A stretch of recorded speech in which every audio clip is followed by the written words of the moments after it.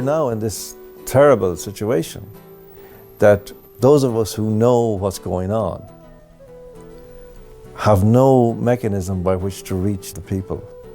Because A, we're denied access to the instruments of discussion, and secondly, we're demonized. So these poor people who are going to suffer as a result of this, and their children's lives are going to be destroyed, will not hear us because we're deemed to be far right or whatever it is. This is shocking, because I know the day will come when they will realize that they were misled and that they might have saved themselves. They might have saved their children's happiness and hopes. But that moment was lost because they didn't hear a correct description of what was happening at the right time. They keep people in line, you know, it's like when you have to herd a flock of sheep down a road and into a gate, you got to have somebody standing just beyond the gate to turn them in. And that's basically what you have. You have the chief shepherd and the proxies who keep everybody in line. And then we're headed towards the gate to hell.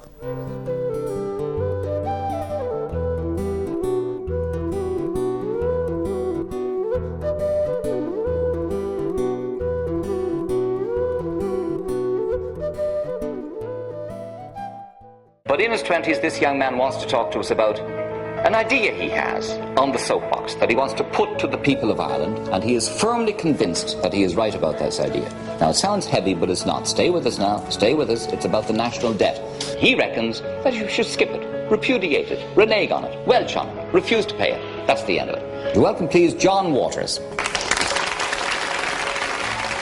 It is a basic moral issue. Should we deprive our people of the necessities for a good, healthy, decent, dignified life in our country? Or should we deprive a handful of fat cat bankers of a relatively small amount of extra profit?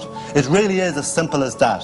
So-called experts hypnotise us with figures and balance sheets, while our real wealth is hemorrhaging from every port and airport like blood from a stuck pig. We're mad as hell, and we're not going to take it anymore. If the John then met the John now, we wouldn't know how to communicate. He would think I didn't know anything, and I would know he didn't know anything. Things were very bad then.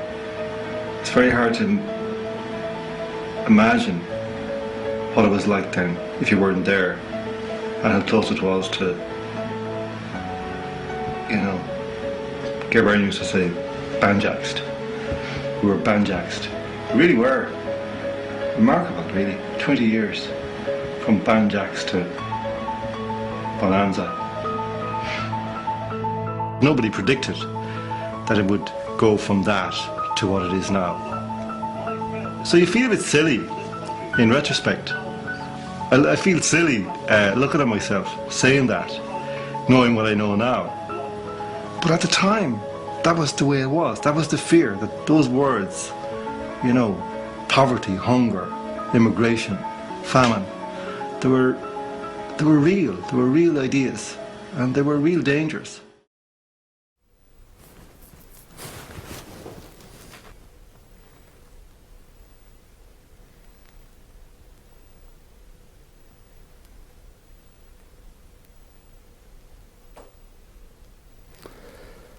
Yeah, it's very strange watching that, because there's now the three layers. There's the 1987, the original video, the Late Late Show. Then there's the 2007, I suppose, reaction to it. And there's now, which is like another kind of almost 20 years. And the strange thing is that the first and the last are, you know, in tune, in harmony. And I'm in harmony with myself. But the guy in the middle hasn't a clue. You know, it's incredible to watch that and to know that guy is actually speaking for effect. He's just speaking pragmatically out of a particular moment. And so I kind of surrendered on the economic issue for a long time. I just put up the white flag and said, look, okay, they've won. Their narrative won. They've made Ireland wealthy.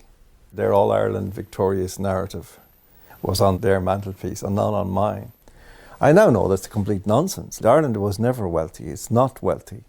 Ireland is a very, very poor country. Always has been. It never succeeded in finding its own way forward in the world. I've said it repeatedly, like in recent years again, that what we did was we inherited a shop from our grandparents and couldn't figure out what to sell in it. So we rented out the shop and lived upstairs, and that's what we're still doing. That's the truth. But that guy back in 87, he knew that somehow. And then he forgot. And then he remembered. And here we are. Talk about schizophrenia. And it's really salutary, you know, because, you know, almost immediately, almost immediately, when that camera was switched off, I was wrong again. But I had been right the first time. If I just stuck to what I'd said then, on the late in 87, because that's still true. That's the kind of constant truth. That's been true all along. It's really the price of continuing to be in the mainstream, I suppose.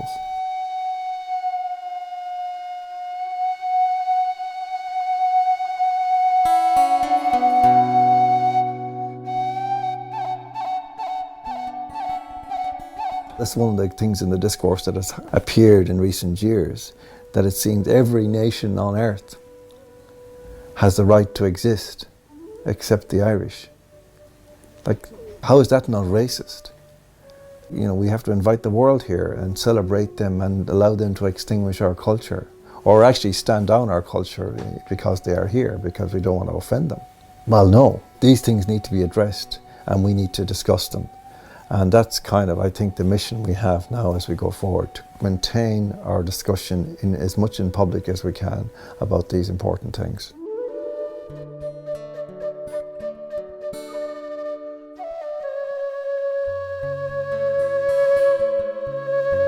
The role of the media is to facilitate a democratic conversation between the people, so that out of that conversation then comes the matters, the questions that are important, and accordingly the kind of facts that are called for in order to further that discussion. There is no other basis for democracy other than that.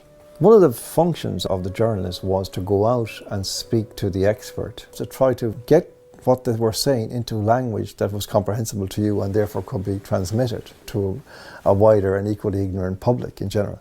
That kind of has become more and more lost, because what happened over the last 20 years, you see more and more experts being asked to write op-eds in newspapers, instead of the journalists saying, okay, what's this about? Now, how do I communicate it? And this, you know, has become really dangerous and insidious process, because what it actually means is that you have lots and lots of people now who are experts in one thing. So they know more and more about less and less. So their area is shrinking, but their knowledge and the intensity of their knowledge is becoming stronger, as it were. But then you line them up and you ask them, okay, well, can you have a conversation? And they can't, because each one is just expressing a singular viewpoint about a singular thing, a very narrow band of knowledge. And none of the others have the same expertise, so they don't have an opinion of that. And there's no overarching opinion, there's no philosopher to ask hard questions or make them reconcile one with the other. All people can do then, ordinary people, all they can do is sort of learn off lines. Remember certain stock lines from such and such an expert, and just repeat this to each other and tweet it to each other.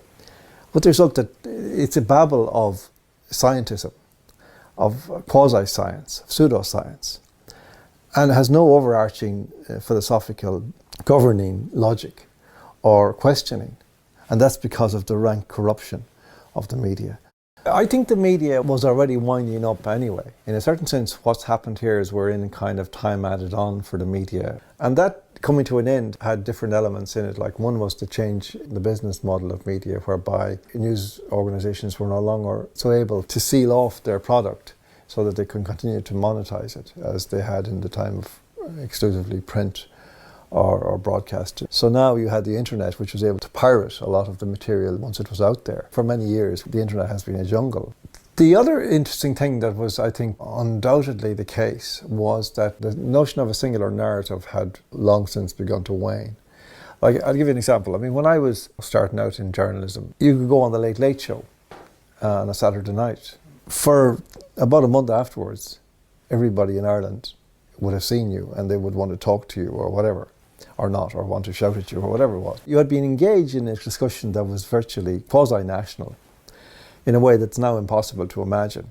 These are just entertainment shows. They're not civic platforms in the way that the Late Late was in the time of Gay Byrne, and particularly that last segment when he would do it, when he would have maybe 6 or 8 people in the studio and panel and talking and arguing and fighting and bringing the audience in and then going on for an extra 20 minutes or half an hour if it got really interesting or heated. Those are really kind of, I think, very pivotal discussions, and there are people who say that they had a malign effect.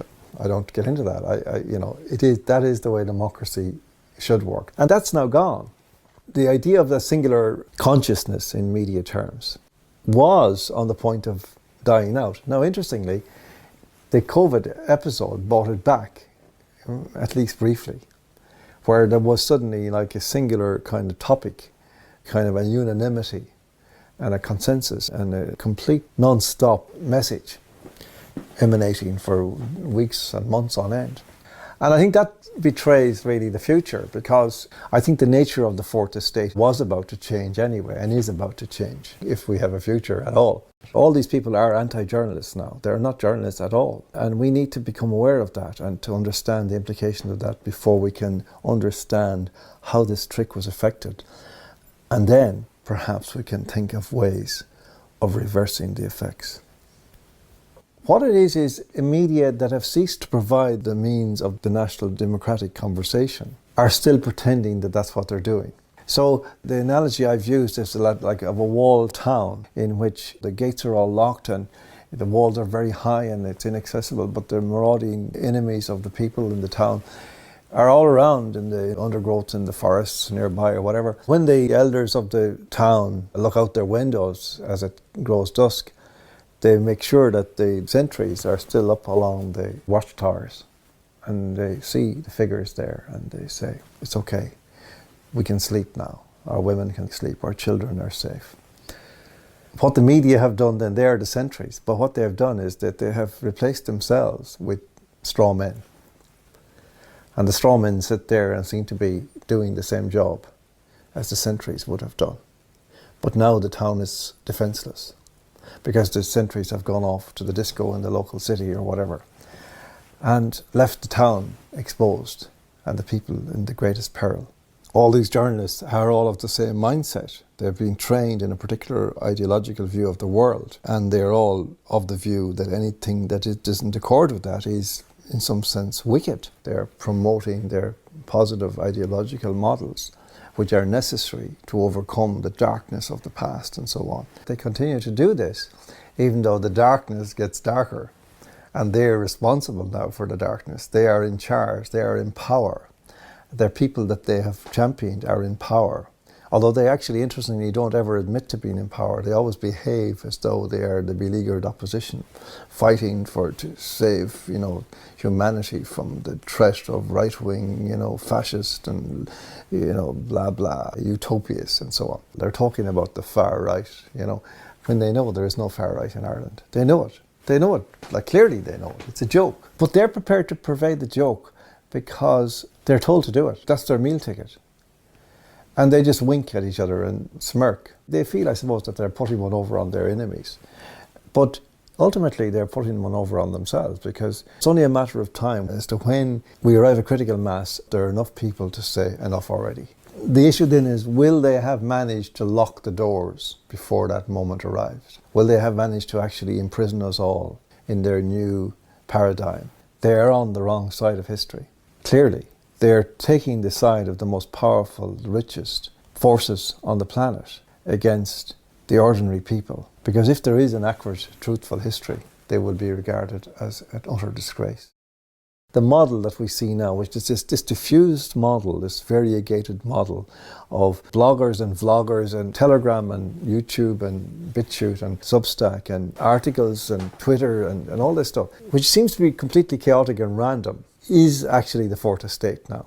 This is the public square, even though it's a chaotic place. And that's the future. There is no singular channel ever again going to talk to the people, even of a small country like Ireland. But I think that's workable. Already you can see in the resistance that this is the way they get their knowledge. And people, of course, who don't understand how it works think, oh, well, it's all disinformation, misinformation and so on. Well, of course it's not. The disinformation is on the mainstream. You form your view of the world. It's like a kind of building a dry stone wall. You have all these stones all around you. For each phase of the wall, you're looking for the right stone. So you're trying different ones and you put in. So you keep drawing your stones in from different places and trying them out and then say, okay, no, that one doesn't fit, I'll try this.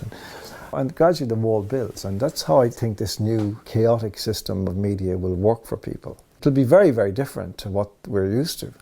But that doesn't necessarily mean that it's going to be bad. I think on the contrary, that it calls in the intelligence and the discernment of the individual much more than the model where every headline in every newspaper is some days the same, about the same story and the same angle.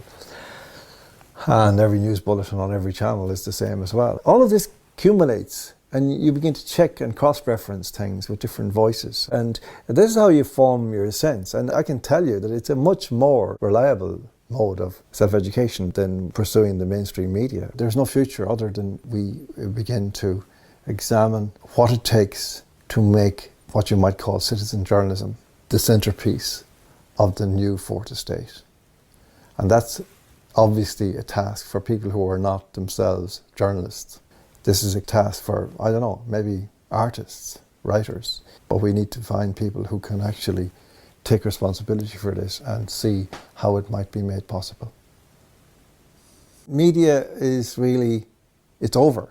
It's really over, and it's impossible to imagine how it could ever be resuscitated, how you would ever restore any kind of ethicality to the existing model of media. Therefore, it must be stood down if there is to be a future at all in freedom and democracy.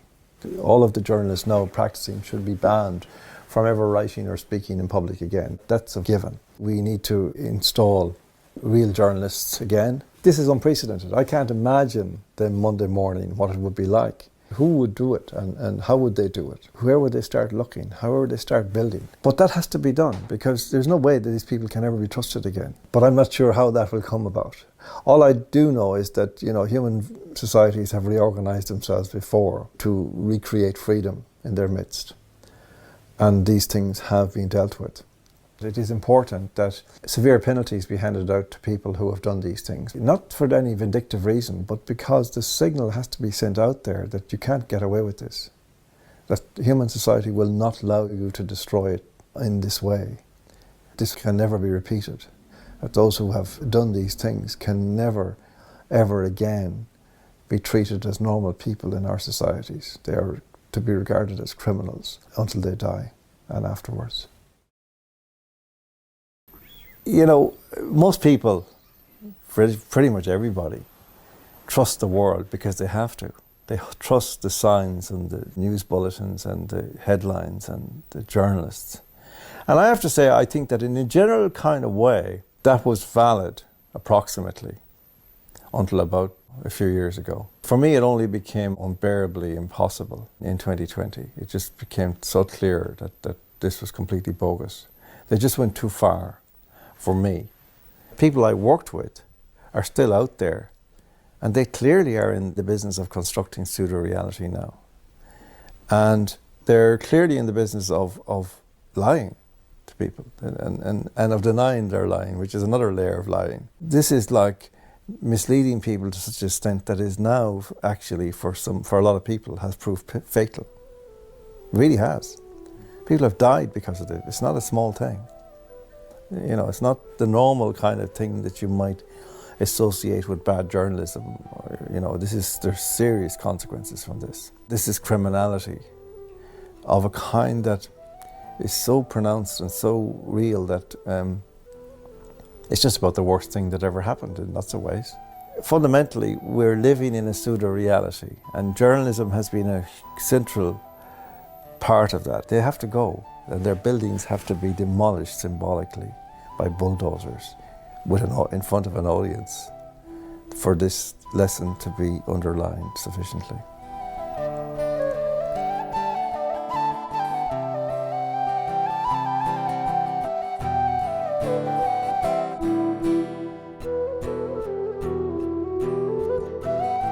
When you saw it in the demeanour of the political classes, the viciousness of them, The sadistic demeanour that they adopted in the face of people's hurt and consternation and bemusement, the way that they callously allowed people to die on their own in rooms, kept apart from their loved ones, the way they left the abortion clinics open but they closed the churches.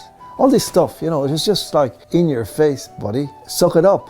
It's like a caricature monstrosity that manifested suddenly in the public sphere, and it seemed to infect virtually all of the actors who were representing the state, representing the government, representing the media, which is of course the state anyway. Reality as it really was now asserting itself in our lives. The way we had it in our minds before was completely kaput. It is now manifest in plain sight what the reality of human existence is like, what the reality of politics is like, what really economics is about. And all the pretenses were literally dropped overnight. It had been a con trick. This never existed. The promise of democracy, of freedom, they really were no more than baits to keep us in the game, to keep us doing what they needed us to do until they got their act together to pounce. And then they pounced. And that's really what this all was about. It was nothing to do with anybody's health, of course not. The time had come for them to assert control, because now they had the capability to do it. And everything we had believed before was bullshit, because it meant nothing in the face of this decision to act and to move.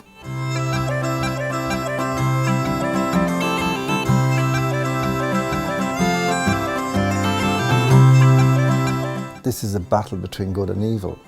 It's quite clear. There are evil forces which do not have the best interests of the human race at heart, if they have hearts, have access to vast amounts of fake money, which will work for a time, and they can use it to further their interests and their well-being and so on, but ultimately will dissolve and dissipate and do nothing but destruction on the way. And against them are people who, in general, have nothing to gain from opposing them other than their lives and their freedoms. And that's the real acid test. They have everything to lose because they can lose their freedom. They are now threatened with imprisonment for even speaking and so on. They, have lost their livelihoods. They've been cancelled. Doctors, for example. The war, we realise now, was going on for a long time. It's a battle for the essence of the human being, which we call the spirit, which is that part of the human being which is total. It's a portal into the infinite and the eternal, so that we become totally ourselves, totally upward looking, totally motivated and fixated on the horizon, moving through time and space. Always moving through. This is the thing of the human being, that we are not designed to settle, to stop. And each thing that we think, which becomes the object of our desire, is doomed to disappoint us. Whether that be a drug or a person or whatever, a job or money or anything, a house, a car. All these things momentarily appear to be the answer, and then they become the opposite of the answer in a way. And that movement through seems to be how we are designed. And that it is only in that way that we optimally function as human beings in this dimension. What's going on now is a war against that understanding. We are being reduced even more than we had been to simply consumers, to simply blobs of flesh and bone moving around a piece of earth. That our function is purely economic. We have nothing to offer other than to keep the mechanism of the enrichment of the rich functioning. Never before in, I think, human history has it been so blatantly proposed to the human race that this is the sole function that we have. We're already being told that we won't be needed in the future to produce, that we will only be needed to consume, and we can only consume on certain very particular limited conditions with a central bank digital currency which can be controlled and programmed. So we will only be able to consume food, even necessities, if we behave ourselves in this new dispensation. The corruptibility of the world was a given all the time. The extent to which it wasn't yet totally corrupted was to do with waiting on the part of certain powers that are still in the shadows to a high degree, but who have now made themselves visible in all kinds of indirect ways to us. And it is clear that their intentions do not really include the happiness of the human race. do they necessarily include the existence of the vast majority of the human race? This is a different version of good and evil than anything we've ever understood before. This is a totalitarian, totalizing notion of evil in our midst. A thing that we never imagined was possible. We realized that actually this is a fight to the finish. They've shown their hand. Now they have everything to lose by losing. They can't afford to just say, okay, just having a laugh, you know, as you were. That's not going to happen. So it's to the finish. This is about as dark as it possibly could get, where we are now. We need to summon up our spiritual energies and to stop being reticent about them, to expand our concept of what it means, what is the spiritual dimension of man, and to really start to exercise those muscles again, because ultimately that's what they're trying to extinguish. Never ever underestimate anything you do or say, or even if there's one person listening. One gesture could have been the greatest thing in your whole life without you ever knowing that it was, because it might have moved that person in a way that you can't dream of, and that person may have then moved hundreds or thousands of others. That is the spiritual dimension that we're in. It's exciting, it's magical. People call it other names. They call it randomness, chance, or coincidence. You know, well, I say no. Coincidence is a miracle in which God chooses to remain anonymous. We see lots of those if we actually are willing to see them. We're now in a situation really, to some extent, whereby when we get out of bed in the morning, we're not even sure if there's going to be a solid square foot of ground that we can put a foot on that won't sink under us. This is unprecedented in human history, as far as I know. I mean, I don't think there's been a moment like this. This is actually the meaning of why I'm here, why we're all here at this moment. This is a rare opportunity for us, because we were living in lies for so long, and now we have an opportunity to perhaps assert the truth against these lies. Sometimes in situations like this, really grave situations, you're in the middle of them and you are the person who has to do something. And you don't know what to do. You have no precedent, you have no example, you have no experience. I would, in good faith, make a decision to do something. And then I would act on that. And this has been my experience. And this is why I think the question of the spiritual dimension of reality is so complex, but so miraculous. Invariably, and in some ways this became more true the more grave the situation was. When I would act in that spirit, making a complete mess of it in my own mind, it would go wrong. In the world, it would fail. But the outcome, in a short time, would be completely miraculous, because it would have brought in new elements that I hadn't even dreamed of. That kind of is, to me, what faith really is understanding that, you know, we're not in control. We must take action. It's not that we just take our not in controlness to mean, well, we do nothing. No. You have to act. That we, in our ham-fisted, incompetent, ineffectual way, will blunder in. Not blunder in the sense that we don't think about it. We do. We reflect, we talk, we take advice. But then we trust that our best effort will be enough to effect the change that is necessary. And in my experience, that always happens. I don't mean it sometimes happens, it always happens. And I think that it will happen in this situation, even though the circumstances that face us appear to be impossible. They're not impossible. They're only impossible for me. I will be the one acting, but I will not be the one in control. Action is the magic word.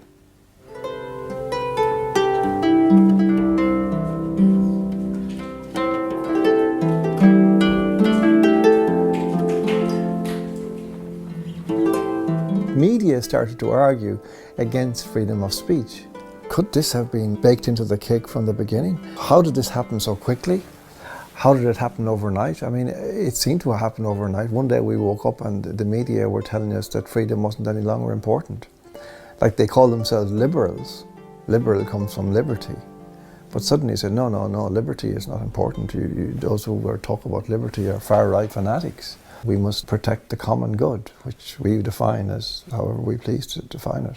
25 years ago, I came up with a name for this stuff, which I'd love somebody to steal, but they won't steal it, and it's really good. It's the perfect name. I anticipated this era. I call it the era of the omnipotent victim. This person, by virtue of their victimhood, has all power. And you can see this now very clearly in the hate speech laws, that they can actually get you put in jail because they say you don't like them. You may like them, you may not care about them, you may never even give them a thought, but if they decide that you hate them, then you're in jail. That's omnipotence for victimhood.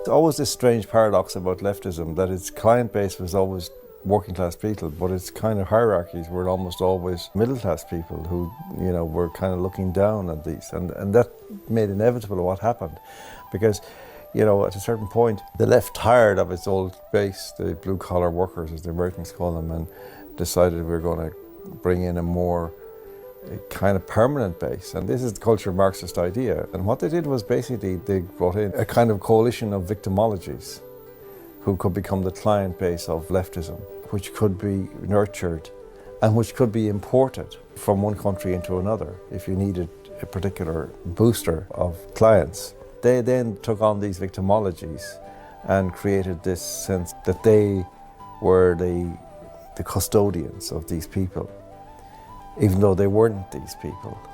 They weren't even like these people, but they were able to patronize them and draw them into their web and use them as cannon fodder and as battering rams, and also as a kind of a permanent electorate that they could expand on at will almost through immigration. At that level, it's a very plausible business model for a political party in any jurisdiction in the West now to be able to do that. And you know, you see the Democratic Party in America, that's how it has sustained itself for several decades now. And of course that model has been now exported from America to Europe and is being applied to European countries willy-nilly, whether it applies or not, whether it's relevant or not. But you know, by virtue of the colour of somebody's skin, if somebody is allegedly white, then they are responsible for racism and for slavery and all that, and there's no way they can get out of that, you know. Liberalism isn't about freedom at all, never was. Fundamentally what it's about is changing the human race. It has a hatred of the human race. They invert everything. So now you see the opposite of family is promiscuity, hedonism, nihilism, drag queens with little children on their knees reading stories, abortion, trans, telling children that they can change their sex and it will be no cost. Telling children that actually they should be utterly happy, and if they're not, it's because they're in the wrong body. That is a crime, because it's called life. You know, if you're not happy in your body, the chances are you're just not happy in your body. I mean, who is always happy in their body? You're just unhappy sometimes. You're miserable sometimes. You're sad sometimes. You're grief-stricken. You're angry. You're all these things. It's called life. Cultural Marxism does this, and it started doing it with feminism, where it said to women, you see, you're ill at ease. You don't feel. Am I right? You're not feeling. You know. Yeah, that's right. Yeah. Well, that's men's fault. Okay. Now, you know, as a man, I say, okay. Well, I don't feel so great at the moment either. Who do I blame for that? Can women be blamed? Oh no. All right. Okay. And then this went on. So women blame men, gays blame straights, you know, blacks blamed whites or pasty-faced people. They're basically weaponized human nature and decided it's some kind of deformity and that you can cure it by becoming different. And that's essentially what liberalism became, changing humanity into anything. The climate thing is really indicative of, again, the left's hatred of humanity. And these are human beings. You know, they're standing up on their hind legs as human beings, and they're saying that human beings are a scourge on the planet. I'm presuming that they exclude themselves, because their malevolence is such that it can't possibly be self-directed. So they have this idea that somehow they can be morally excluded from the charge sheet. The human race needs to disappear into the planet, or maybe just disappear altogether in order to preserve the planet. Well then, who will say, well done, you know, that was a great achievement? These leftists who were followers of Karl Marx, fine, yeah, okay, and working man and equality and egalitarianism and so on. But in the last 25 or 30 years, all the wealth and power has begun rising to the top. So that now something like BlackRock, one company, controls about sort of 95% of the world's wealth, right? They're all good with that, and they're opposing anybody who says anything nasty about the World Economic Forum. All these corporations, they're all good with all that, and they're good with their enrichment. Or at least they don't talk about it, you know, they don't ever criticize it, you know, and someone presumes that they're all happy with Bill Gates is now the richest owner of farmland in the United States. They regard that's fair enough, that's the free market, is it, or what? I don't know. What is it? The World Economic Forum. Now, I've often puzzled about that name. Why would they call it that? Because they don't really talk that much about economics. I mean, you don't hear economists make, you know, it's not a primary thing about it. It's not, it's more about wealth and power and, you know, politics. World Economic Forum. What is WEF? It's few backwards. The few. They're telling us there's just going to be us. You're going to be gone. And we're telling you. We've told you. It's so clear. Are you stupid? Well, I'm afraid so. Well, that's tough. You'll own nothing and be happy until one day when we think, why are we still subsidizing all these useless people all around? Do we, like, wouldn't the world be much better off without them? Wouldn't they be happier if they weren't here? I mean, they don't look all that happy. We tried to make them happy. We promised them happiness, but they just couldn't embrace it. Too disgruntled, you know, all the time protesting about this and that, you know. They just couldn't accept. Maybe we just have to rethink the whole thing. When man abolishes God, it never happens that all men become gods. Only a few men become gods.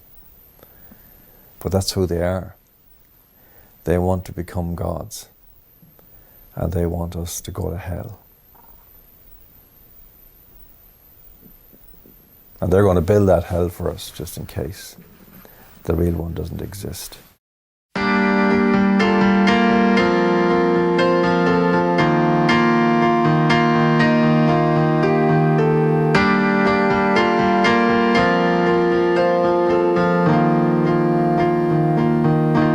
The next step is transhumanism. In a very short time, this will become a religious, I mean it, a religious precept. They're going to create religions out of transhumanism, transcendence, a new secular earthly transcendence. Unimaginable, but they can do it because they have the technology now. They can enter into people's minds and nanotechnology, all that. Our children's children will have gone to a place that is hell on earth, and there will be no way back for them because we will have forgotten the way the world was held together as it had been held together for 2,500 years by transcendent precepts, going back to pagan civilizations of ancient Greece and so on.